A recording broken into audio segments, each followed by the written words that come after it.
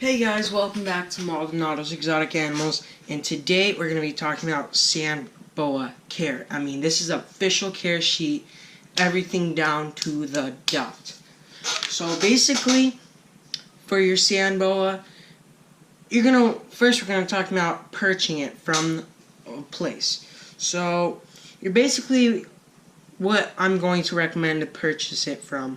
If you have a local place around you, I'm sorry, I was just looking at the camera.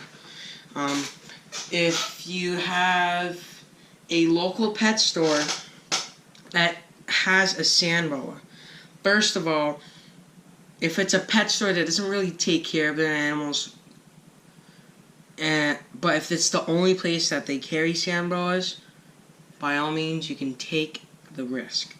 But I truthfully recommend it to get it from a breeder themselves, because they come from you bred out, they're healthy, they are everything you need to have for a good animal.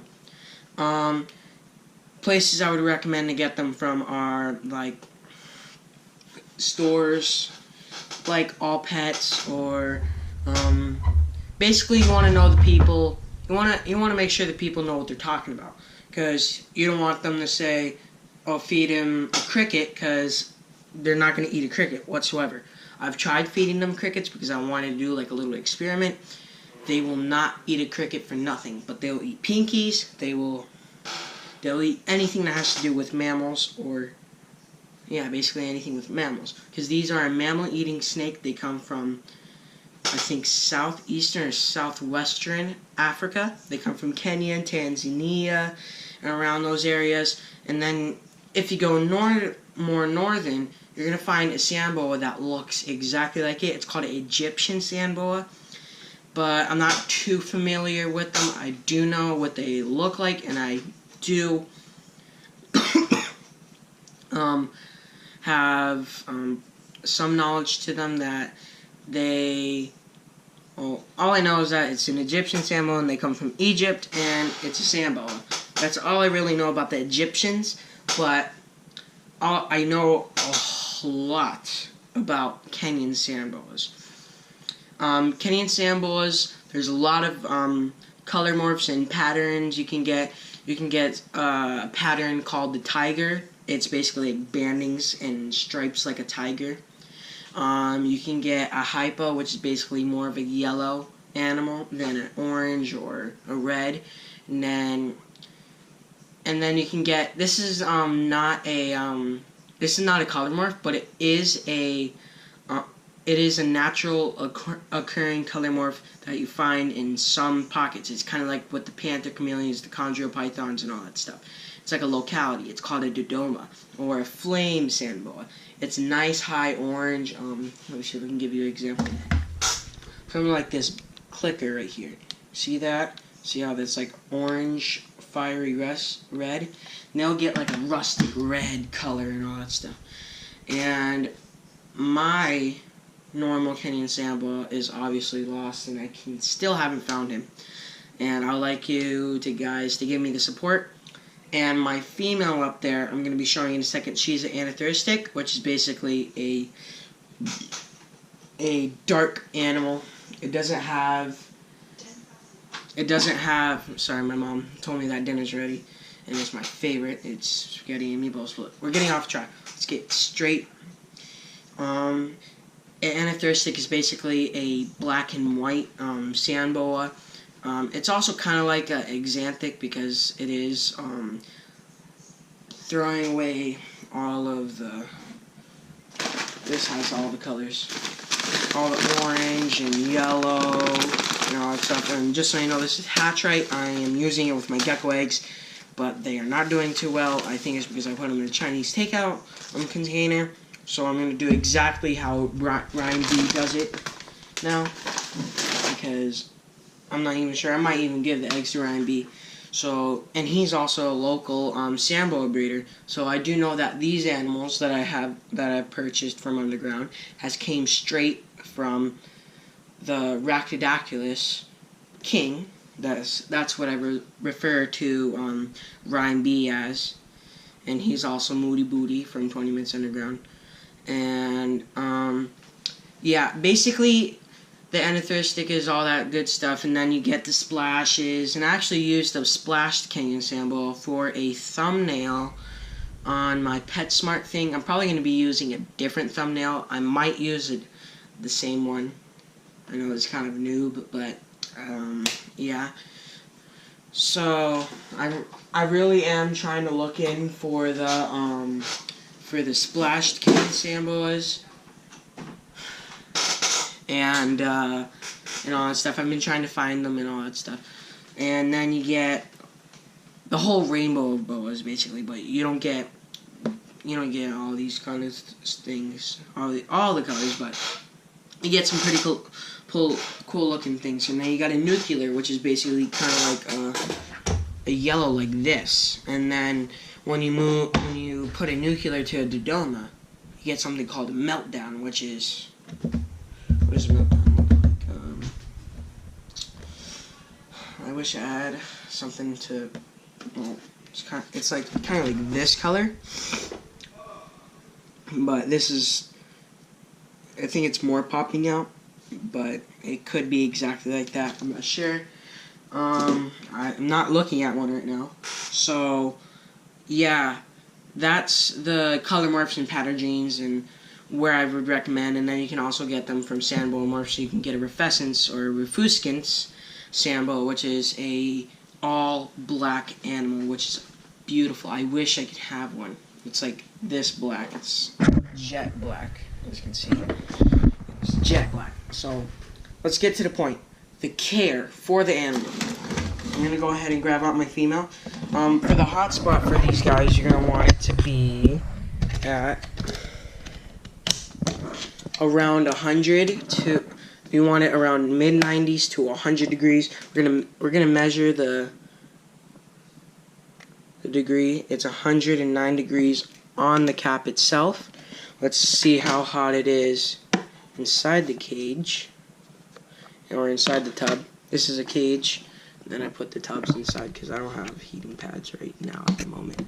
And it is 100 degrees in there, which is perfect for the hot spot. You want the cool spot to be, okay, that's okay, because this is 10 degrees higher. You want basically between a 10, 15, and 20 degrees difference for cool spot, hot spot, and all that stuff.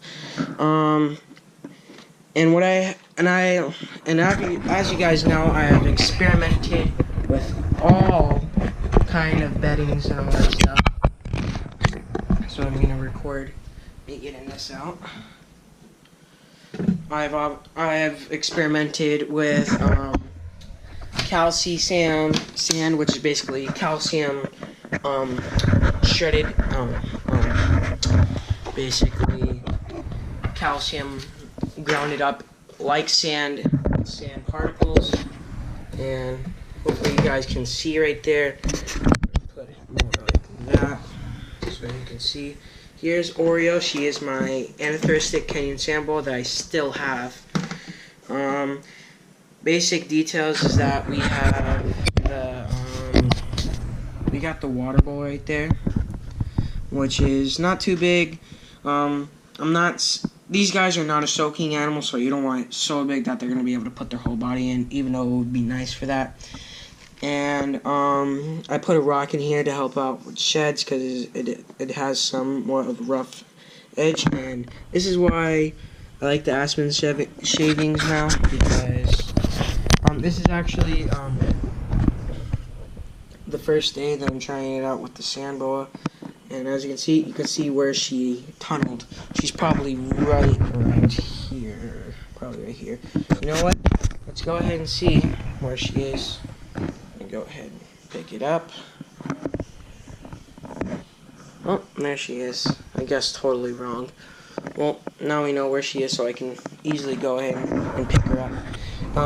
I have a rock that also keeps heat inside. I mean, right now on the rock it's 94 degrees.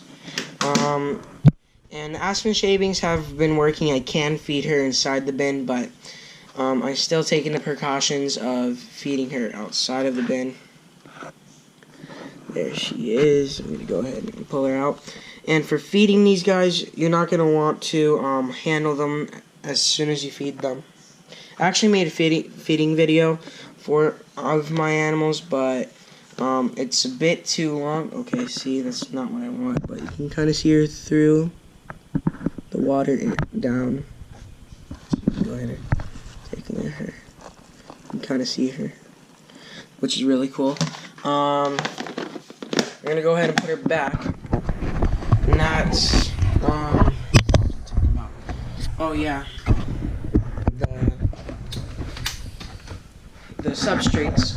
And basically, the reason why I take extra precaution is because, you know, I'm really afraid of impaction. I've heard all that stuff, but I know I shouldn't worry about it. But you know, it's always great. It's always a good thing to take the extra precaution.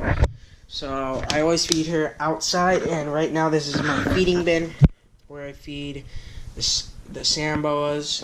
And look at her. That's Luna. She's standing up all proud and all that stuff. So yeah, let's go ahead and put you back up.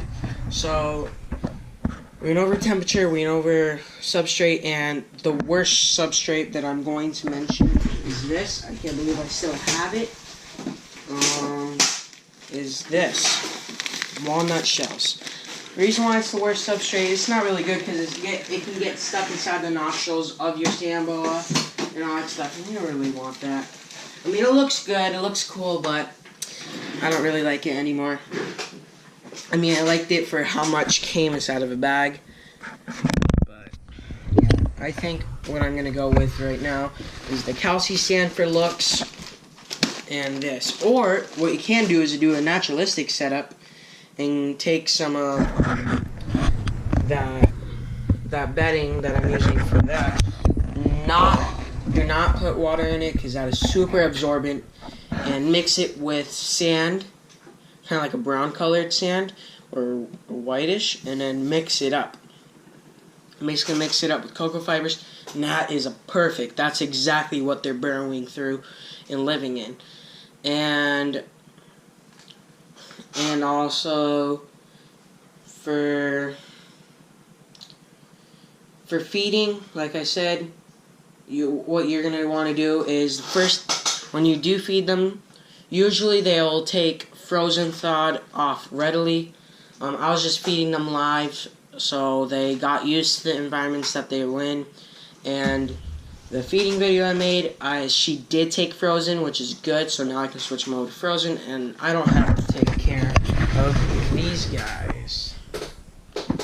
These guys are actually going to be going to a good home.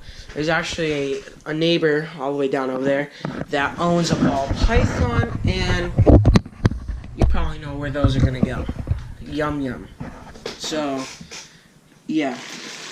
Hopefully they'll take those mice. What else do I want to say? And you basically, what I do with my sand boas is I feed them, then at the end of the day, or 4 hours or 3 hours after I fed them, I come in and I check on them. Then I basically just dig them up, and I don't take them out, I don't touch them.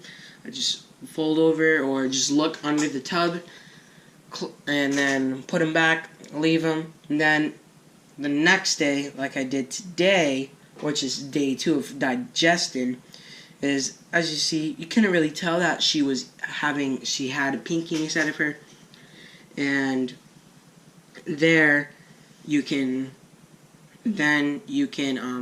be precautious about that, and you can tell if she is having any problems digesting and all that stuff.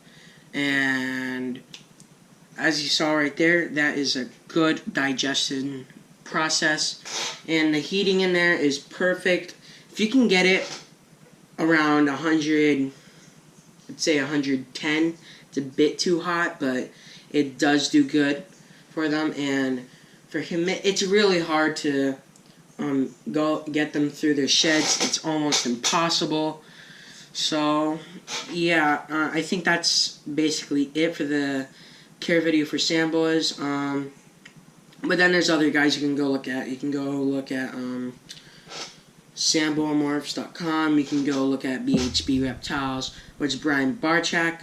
And I stepped up being a vlogger like him. I mean, I got the gear now. I got a GoPro, and it got high quality in it. You guys can obviously clearly hear me from the GoPro right now. And yeah, I think that's about it. Like, comment, and subscribe. Like I said, wish me luck and hope me well to find Blaziken, my Kenyan Samboa. He's my male, and I can't have a successful breeding project without him. But it's not like I wasn't thinking about picking up another male, which is an albino, because I wanted to make some snows, breed back some antheristics to those snows, making some paradoxes, and then figuring out a way how to make an albino paradox, which I'm pretty sure is the first ever Kenyan Samboa albino that ever came in to America was actually a paradox albino. That's a natural Kenyan Samboa albino morph. How you actually get a plain albino Kenyan Samboa is you bred, I think it was an albino Egyptian or something like that, to a normal Kenyan Samboa, getting an albino. So yeah, like, comment, and subscribe. Like I said, you can go check out those other guys, and if you want me to do any more care videos, tell me. So yeah, peace out.